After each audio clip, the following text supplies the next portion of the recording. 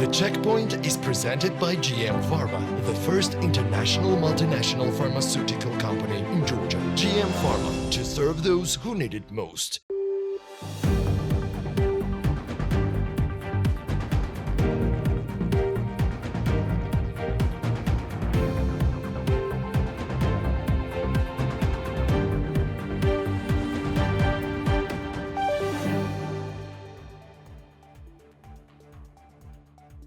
Last week, gold prices reached a new all-time high, surpassing 4,000 per ounce.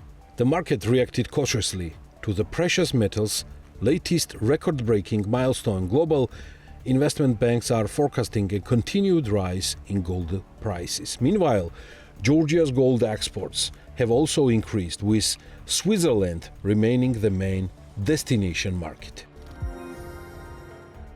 Amid the global market surge, Bitcoin's price also hit a historic record, reaching $126,200 per coin, the highest value ever recorded in the cryptocurrency's history. However, as is typical in the crypto industry, the rally was followed by a quick correction, with Bitcoin's price dropping to around $119,000 by Friday evening. In September, Georgia's foreign exchange reserves rose by $224 million to reach $5.42 billion compared to the same period last year. Reserves were increased by 15% or $715 million. The Financial Stability Committee of the National Bank of Georgia decided to keep the countercyclical capital buffer unchanged. According to the bank, as of August 2025, Georgian banks maintain healthy levels of capital and liquidity, and no new or additional risks have emerged that would necessitate a change to the buffer. The World Bank has raised its economic growth forecast for Georgia in 2025 by 1.5 percentage point, bringing it to 7%, according to the institution's latest economic report. Over the past month, similar upward revisions to Georgia's growth forecast to 7% were also made by the EBRD and ADB, while the IMF adjusted its July forecast to 7.2%. According to Geostat, Georgia's National Statistics Office, the median monthly salary for employed individuals in 2024 increased by 7.6% compared to the previous year, reaching 1,332 lari. It is noteworthy that the median salary remains 32% lower than the average monthly wage. Despite the overall increase, salaries in the public sector remain lower than those in the private sector. Around 17,000 grape growers supplied grapes to wineries during this year's harvest season. The harvest Tbilisi is now wrapping up in Kakheti and starting in Racha. Meanwhile, between January and August 2025, Georgia exported natural grape wines worth of $165.6 million, which is around 16% decline year on year. Wine remains Georgia's second largest export product category by value. This is The Checkpoint. I'm Eleni Guangelashvili, author and the host of the show, and the Checkpoint's team is ready to sum up business and economics week for you. Georgia plans to allocate 25 million lari in 2026 for geological surveys related to the construction of a Black Sea submarine power transmission line, according to the first draft of the 2026 budget. In total, the draft allocates 222 million lari for the construction and rehabilitation of power transmission lines, with a share of the funds dedicated specifically to the Black Sea cable project. The project provides a high-voltage underwater transmission network connecting Georgia's power system with Europe. A 1,155-kilometer submarine cable will link Georgia to Romania via the Black Sea. The initiative was formalized in a memorandum signed on December 17, 2022 by Georgia, Azerbaijan, Hungary, and Romania. The feasibility study, launched in May 2022, was prepared by the Italian energy consulting firm Chessy with support from Georgia's Ministry of Economy and Sustainable Development and funding from the World Bank. The study aimed to identify the optimal methods for implementing the ambitious project. Transparency International Georgia examined the asset declarations of officials who filled out the declarations in January-August 2025. The aim of the study was to determine what gifts they received in 2024. To prevent illicit enrichment, public officials are obligated to declare any gift received by them or their family members in their asset declarations if the value exceeds 500 lari. They are prohibited from accepting any gift that may influence the performance of their official duties or exceeds 5% of their annual salary. The restrictions do not apply to gifts received by public officials from family members or close relatives. While this exception may seem logical, it also poses a risk. In the absence of proper oversight, it can become a loophole in the law, which dishonest officials may exploit to launder income obtained illegally. In other words, to declare income received in violation of the law as a gift from a family member or close relative. Therefore, it is crucial that in every case where a public official declares a large gift, whether it be a significant amount of money, high-value items, or service, the Anti-Corruption Bureau should investigate whether there may be an attempt to legalize illicit income. In January-August 2025, around 5,000 public officials submitted asset declarations. These declarations cover gifts received during 2024, and the data reveals that 198 officials received gifts totaling 12 million lari in value during that year. Out of 198 officials, 30 have also reported receiving gifts in their 2024 declarations. These individuals received gifts worth a total of 3.3 million lari in 2023 and 2024. Public officials most often received gifts in the form of cash. TI Georgia found in 2024, 127 individuals received a total of up to 16 million lari, averaging about 52,000 lari per person. However, the amounts of cash gifts vary, and among them, 20 officials received more than 100,000 lari each. Additionally, officials declared 76 units of real estate as gifts, of which 33 are residential houses and 43 are land plots. The gifts also included 11 vehicles and 4 firearms. In cases of cash gifts, the money is often received in US dollars or euros. In 2024, according to TI Georgia, officials received up to $4.6 million and 200,000 euros. By total value, 61% of the gifts, that's roughly 7.5 million lari, were received from parents. Up to 1.8 million lari worth of money or items were received from children. In total, 1 million lari was gifted by brothers or sisters and 621,000 lari by relatives. Public officials from about 66 different institutions received gifts. Employees of the Ministry of Defense of Georgia received the largest total value of gifts. 19 employees received gifts worth a total of 1.5 million lari. Next is the Ministry of Internal Affairs with gifts worth up to 1.3 million lari. Judges also received gifts valued at 1.3 million lari. Georgia's state budget did not get 6.4 billion lari in 2024 due to tax breaks, according to the Ministry of Finance. The figure represents a 500 million lari increase compared to 2023, when tax expenditures amounted to 5.9 billion lari. Despite this rise, their ratio to GDP decreased from 7.3% to 7%.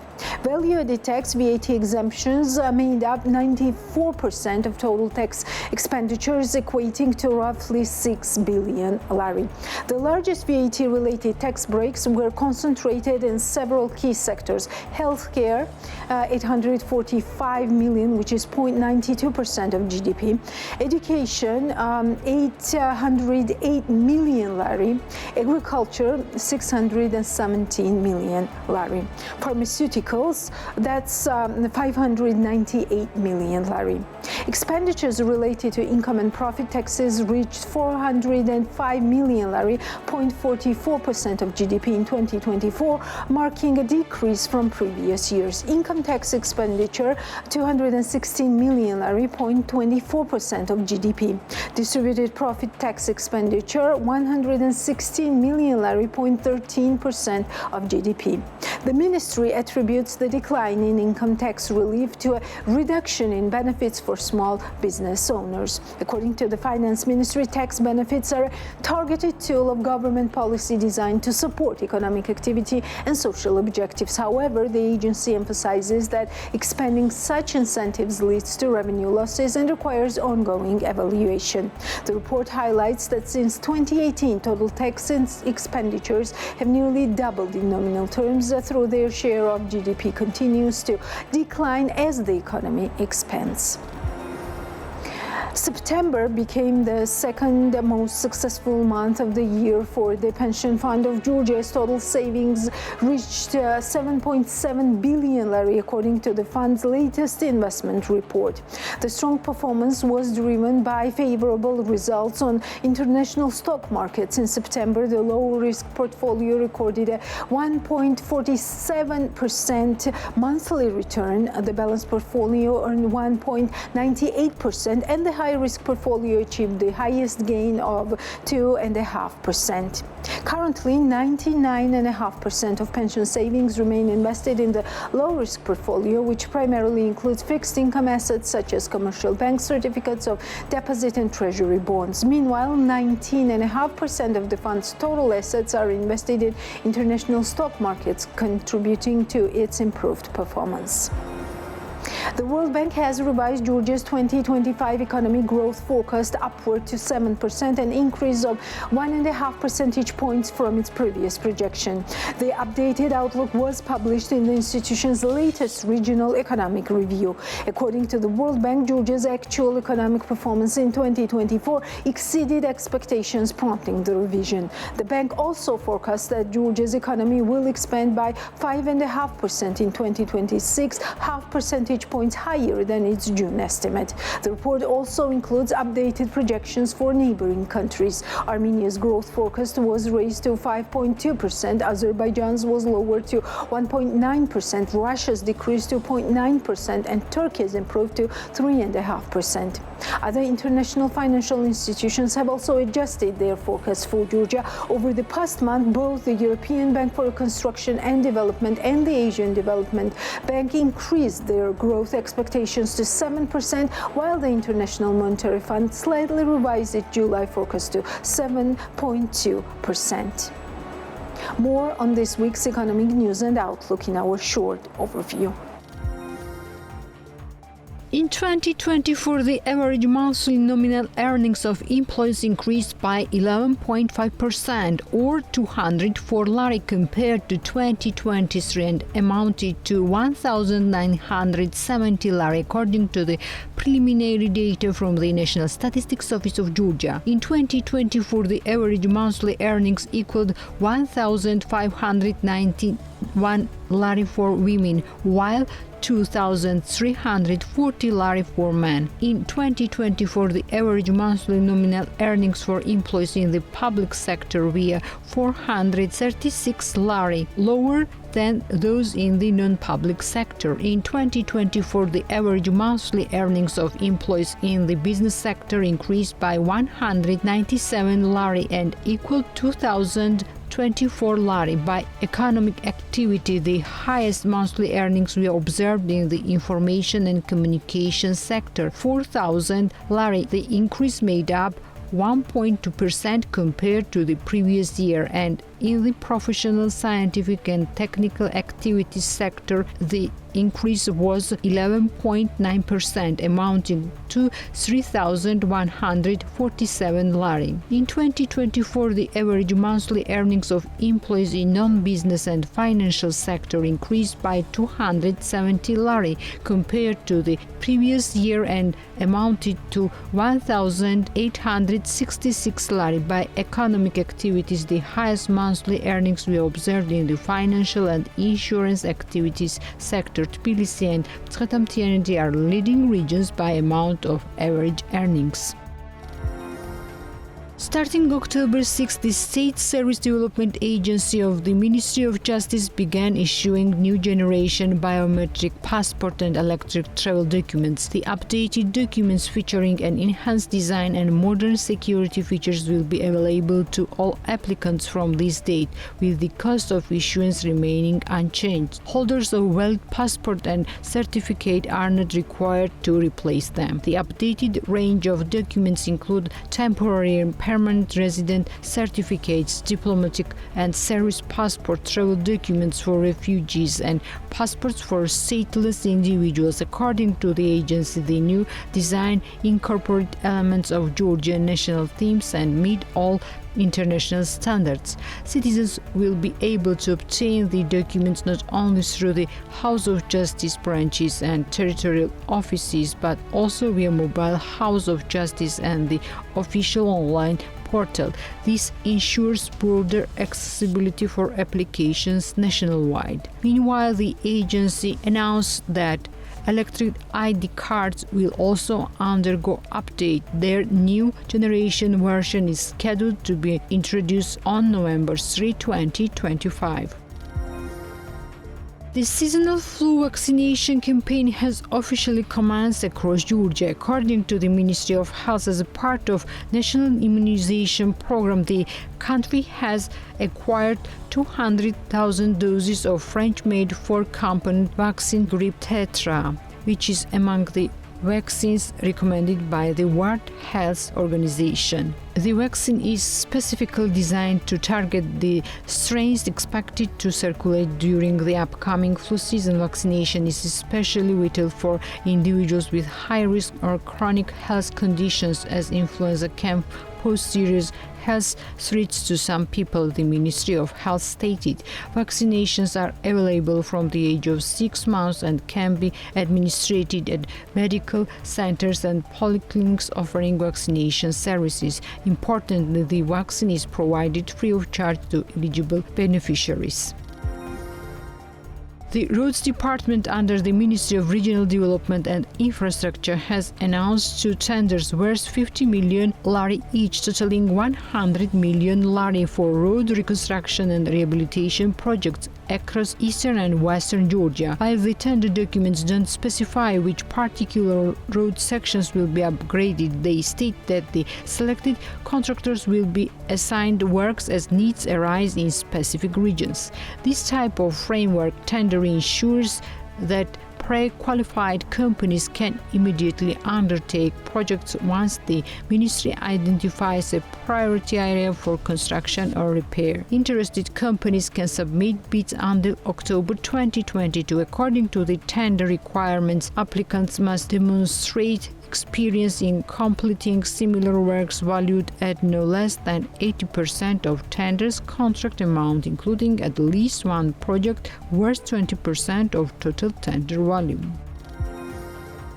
In August 2025, the construction cost index increased by 0.02% compared to the previous month, while it increased by 4.4% compared to August 2022, according to GEOSTAT. The residential segment index increased by 0.4% compared to the previous month and increased by 8.9% compared to the same month of the previous year, according to the document. The document also reads that the non-residential segment index decreased by 1.4% compared to the previous month and increased by 4% compared to the same month of the previous year. The civil segment index increased by 0.1% compared to the previous month and increased by 0.3% compared to the same month of the previous year. In August 2025, construction cost index increased by 0.02% compared to the previous month. The change was mainly due to a 1.2% increase in transportation, fuel and electricity cost category, which contributed 0.1 percentage points to the total index change. Compared to August 2024 construction cost index increased by 4.4%. Later was largely caused by 16.1% increase in average monthly nominal wages of employees in the construction sector and by the 5.3% increase in the cost category of machinery, which contributed 3.87 and 0.34 percentage points to the total index change respectively. Along with this, construction cost index posted a 25% increase compared to February 2022.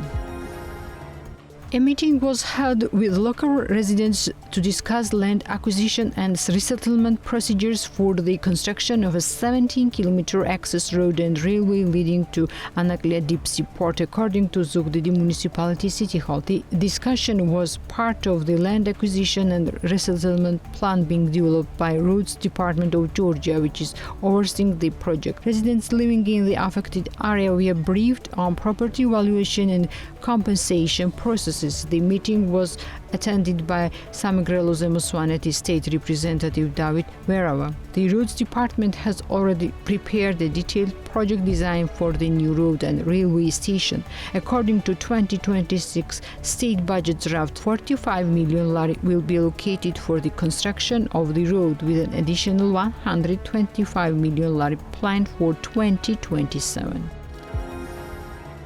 The National Forest Agency reported that 455 cases of illegal logging and timber transportation were detected across Georgia from January to September 2025. In September alone, authorities uncovered 27 cases, seizing up to 116 cubic meters of illegally harvested timber of various species. Confiscated timber is being stored in the agency's designated business yards. By the regions, the following cases were detected: 2 cases in Imereti, 8 cases in Samtskhe-Javakheti, 8 cases in Guria, 12 cases in Kwemukartli, 5 cases in Kakheti, and 2 cases in Shidakartli. From January through September, the total volume of timber stored in the business years reached 1,209 cubic meters. Additionally, the agency detected 54 cases of arbitrary seized state forest fund lands nationwide during the same period, according to the agency. Georgia's foreign exchange reserves increased by $224 million in September, reaching $5.42 billion, according to the National Bank of Georgia. Compared to the same period last year, reserves grew by 15% or $715 million. The growth was largely driven by significant foreign currency purchases by the NBG, which has bought $1.5 billion so far in 2025. The final data for September's operations will be released on October 25. Another factor behind the rise is the appreciation of gold prices. The NBG purchased 7 tons of gold in spring 2024 for $500 million, and the value of this portfolio has since climbed to $877.8 million. The increase in gold prices added $377.8 million to Georgia's total reserves, including a $91 million rise last month alone.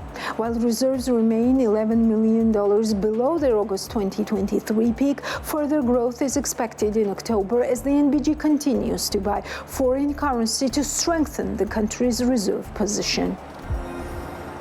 The prime ministers of Armenia and Azerbaijan, Nikol Pashinyan and Ali Asadov, will attend the official opening of the Tbilisi Silk Road Forum, marking a rare joint appearance by the two leaders in Georgia. According to official reports, both prime ministers will participate in a high-level dialogue alongside Georgia's prime minister from the ruling Georgian Dream government. The session will take place within the framework of the forum's opening ceremony, where the leaders are expected to deliver addresses address to the audience. The Tbilisi Silk Road Forum will take place for the fifth time on October 22 to 23, hosting around 2,000 delegates from across the world. The event will bring together high-ranking officials, including prime ministers and ministers from regional countries, as well as international experts, investors, and policymakers. Such are high hopes. Main topics of the 2025 forum: international trade and current global challenges, transport and logistics, development of the Middle Corridor, energy, digital transformation, Georgia's investment climate, and economic opportunities. A notable addition to this year's program is the Tbilisi Financial Summit, which will be held for the first time on October 23rd. The summit is organized by the Ministry of Economy and Sustainable Development and the National Bank of Georgia in partnership with the Singapore-based Global Finance and Technology Network. The Tbilisi Silk Road Forum was first launched in 2015 and has since been held biennially, serving as one of the most significant international economic platforms hosted by Georgia. How did business perform this week? Natia Taktakishvili has more.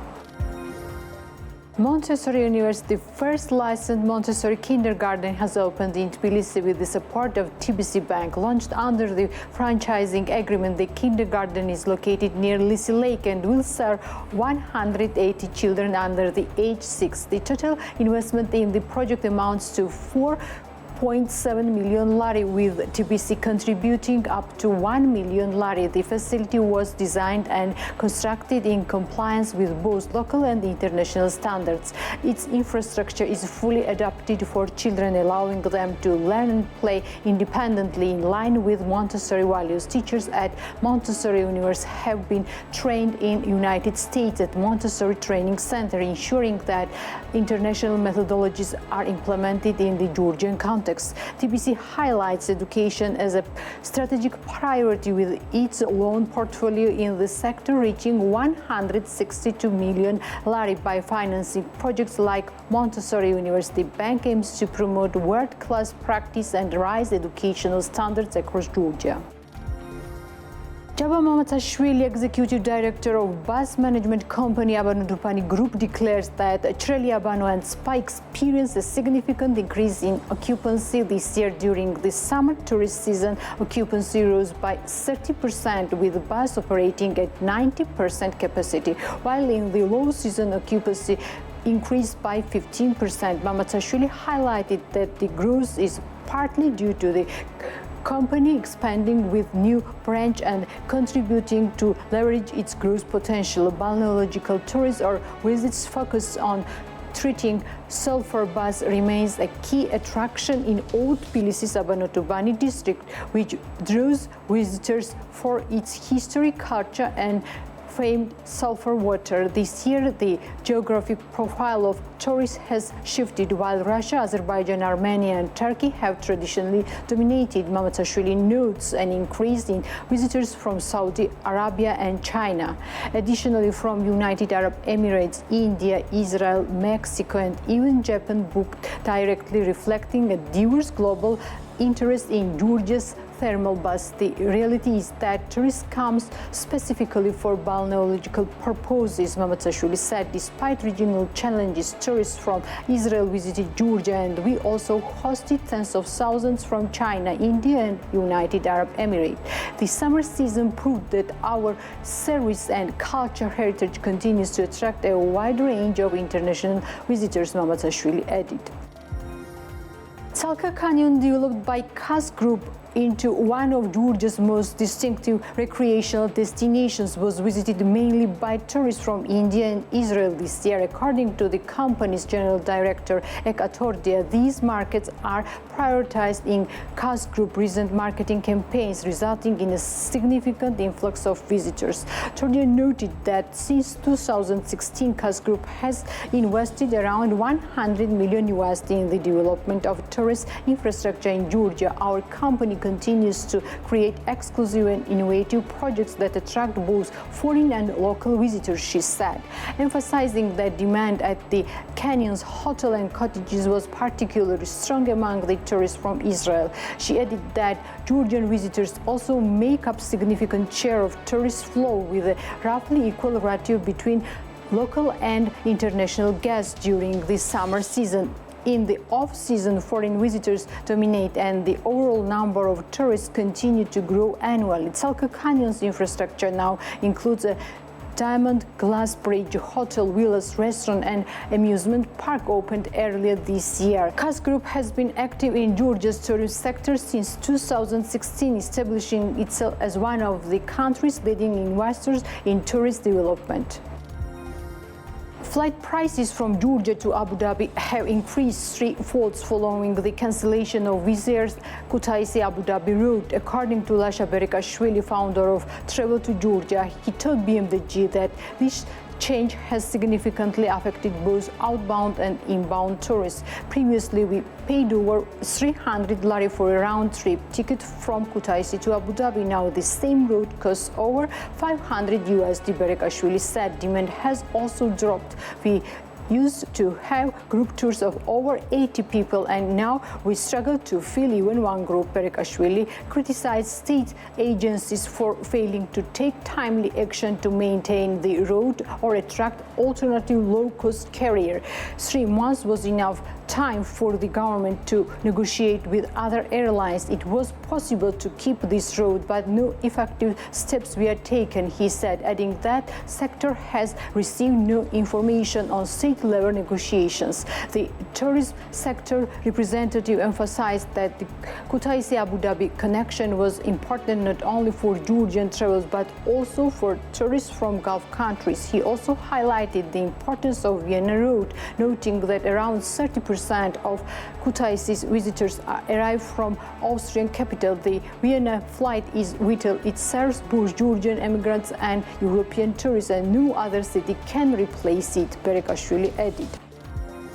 Former head of National Tourist Administration and managing partner of Welcome to Georgia project, Maya Sidamonidze, declares that she deeply hopes Georgia's visa-free travel with the European Union will not be suspended. Speaking on BMG TV, she warned that such a move would be a big blow for citizens and the tourist industry as well. According to the Sidamonidze, visa-free travel gives Georgians the opportunity to move freely without additional bureaucracy and financial burdens, while travel companies and airlines also rely heavily on it.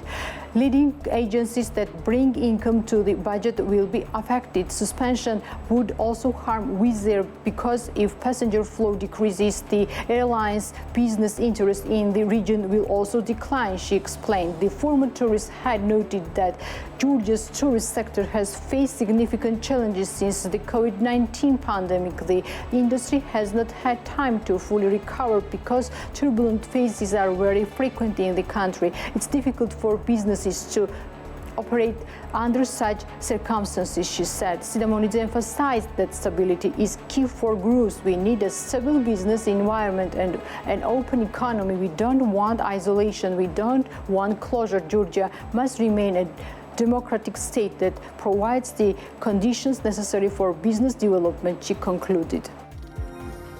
Peso Ortoidze, General Director of Construction and Development Company RC, declares that internal installment schemes are increasingly replacing mortgage loans in Georgia's real estate market. Speaking on BMG TV, he noted that while mortgage lending has decreased, real estate transactions remain steady.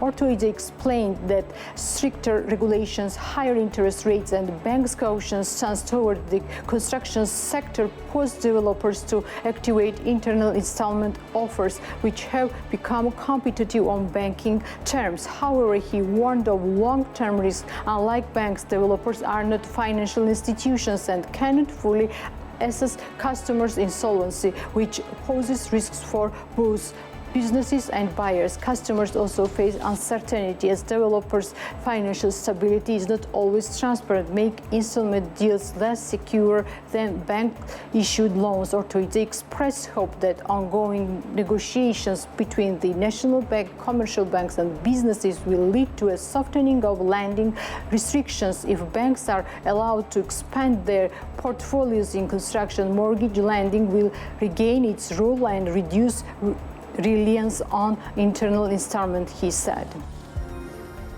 Beef prices in Georgia have risen sharply in recent months, with the private sector reporting an increase of around 50% in just 2 months. Official data from Geostat shows that meat and meat product price rose by 4.1% year-on-year in September. However, industry representatives say the real pressure is much stronger in the beef segment due to a shortage in the domestic market caused by rising exports. According to Bidzina Gonashvili, founder of Tserti, the price of chilled beef, which previously stood at 90 lari per kilogram, has now climbed to 22 lari or higher. He explained that large volume of exports reduced local supply, creating scarcity and driving prices upward. Gonashvili added that imports are helping to prevent an even sharper price spike, since our production in limited imported products are filling the deficit. Without them, prices for local beef would be even higher, he noted. According to Geostat, domestic meat production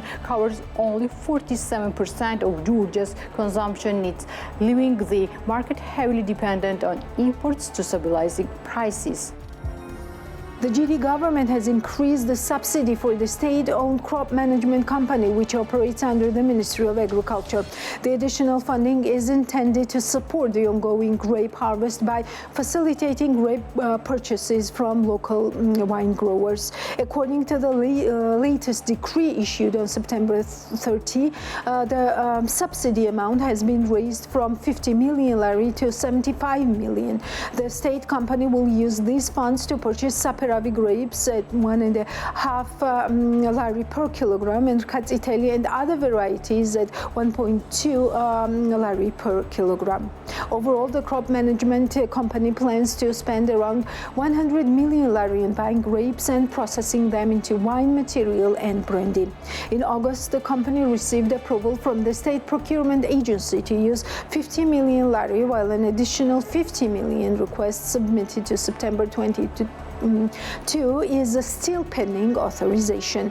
According to the National Wine Agency, as part of the 2025 harvest, winemakers have already processed about 214,000 tons of grapes in Kakheti and 120 tons in Raja, reflecting active state participation in stabilizing the grape market and supporting local producers. Following a meeting at the Ministry of Foreign Affairs, EU Ambassador to Georgia Pavel Herchinsky stated that the European Union's assessment of the recent elections has already been made public and that he does not wish to provide additional comments. The EU's position regarding the elections is already known, Herchinsky told reporters after the meeting, refraining from elaborating further on the issue. I was invited together with my fellow colleagues, ambassadors, to short notice to the briefing at the Ministry of Foreign Affairs. The first Deputy Foreign Minister presented an assessment of authorities of what had happened, the elections and post-election period, the European Union's assessment of the elections and post-election situation has been stated very clearly in the official statement by Kaja Kallas, and High Representative for Foreign Affairs and Security Policy and Vice President of the European Commission and Commissioner Kos. Please refer to the statement that was issued on Sunday. On my side, I have no further comments to make, Herchinsky stated. A meeting was convened on October 7 at the Ministry of Foreign Affairs with ambassadors accredited to Georgia to discuss the events of October 4. According to available information, German Ambassador Peter Fischer was not present at this meeting. On October 5, the High Representative of the European Union, Vice President of the European Commission Kaja Kallas, and EU Commissioner for Enlargement Marta Kos issued a joint statement concerning Georgia's recent local elections. According to the statement, the elections were held amid a period of extensive crackdown on dissent. It also emphasized the need of a constructive and inclusive dialogue involving all political actors and civil society is essential, and we call on every side to refrain from violence, the statement read. Amid the rapid deterioration of the democratic and human rights environment in the country, ODIHR urges the Georgian authorities to respect the rights to peaceful assembly and freedom of expression, and to ensure that civil society can carry out its important work freely and safely, the OSCE Human Rights Office stated. According to the statement, the OSCE Office for Democratic Institutions and Human Rights, ODIHR, expressed concern over the violent protests following Georgia's recent local elections. Peaceful protesters in Georgia continue to be detained, sentenced, and fined for exercising their rights. The authorities have an obligation to implement their OSCE human rights commitments and international obligations, including respect for the right to peaceful assembly, said Maria Telalian, ODIHR director. I would like to urge once again the Georgian authorities to ensure that civil society and human rights defenders are not targeted, and that their voices are heard, as their work is crucial in fostering a vibrant democratic society. Recently, legislation restricting the work of civil society organizations continues to hinder their rights to freedom of association, peaceful assembly, and expression. As ODIHR noted last year in a legal review, the so-called foreign agents law raises serious concerns, and it should be repealed. Georgia has committed to respect and protect the right to freedom of assembly in line with its international and OSCE human rights obligations. The detention in recent months of peaceful protesters, human rights defenders, and opposition politicians, combined with the imposition of large fines for peaceful participation in assemblies, goes against international human rights standards. As a general rule, law enforcement should avoid the use of force during public assemblies and facilitate them through dialogue and communication. In all circumstances, if force is used, it must always be in accordance with the law, necessary and proportionate to the needs of the situation. ODIHR also reiterates its regret that the invitation by the Georgian authorities to observe the local elections was issued less than a month before election day, leaving insufficient time for credible and meaningful observation in line with ODIHR's established methodology. This has deprived the country's citizens and institutions from an impartial, transparent, and comprehensive assessment. OSCE states have recognized the importance of civil society and democracy and committed to ensuring the space necessary for meaningful and equal political participation. In line with its mandate, ODIHR stands ready to engage with Georgia and support the country in implementing its OSCE commitments with respect to the rule of law, human rights, and fundamental freedoms, including the right to freedom of peaceful assembly, the statement reads. And that's all for today. We will meet next Sunday, but before that, you know what to do. Stay tuned on BMJ. It's worth it.